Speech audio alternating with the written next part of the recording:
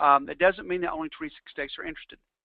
There's a parallel initiative going on called the Building Capacity for State Science Education that actually convenes 42 states who are also very interested in the NGSS. So I don't want to give the impression that this is that only 26 states are interested, but 26 states were willing to step out on the limb with us. And that represents roughly 58% of the public school population in the country. They are from all walks of the political life, Republican, Democrat, Independent, and they have been very critical partners in the development and review of these standards. We also have a group of 41 writers. One of those is Carrie, that you'll hear from in a few minutes. Those folks are responsible for taking the framework and developing for what states will ultimately adopt as standards. Okay, you can go to the next slide. Now, this is actually going to require a pretty deep conceptual shift. I'm not going to spend a lot of time on these because I don't want to get too bogged down in this, but the shift in how we think about science and science education is significant, both at the state level all the way down to the classroom level.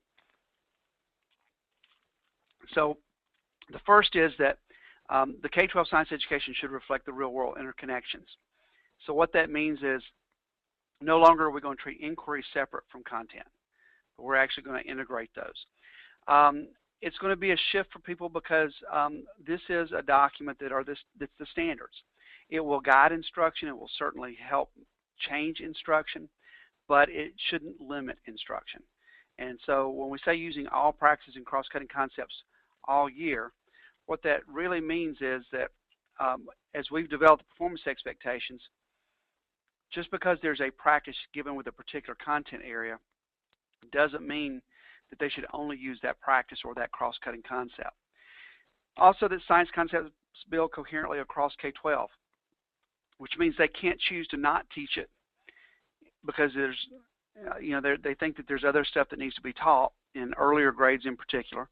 But it also means that high school kids have to have the full breadth of the standards to be considered college and career ready.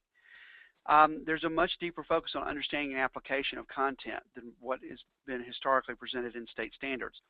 So it's not going to be enough to memorize the 4 phases of mitosis or memorize how many planets, but actually they have to be able to take the knowledge that they have and apply it to new and unique situations.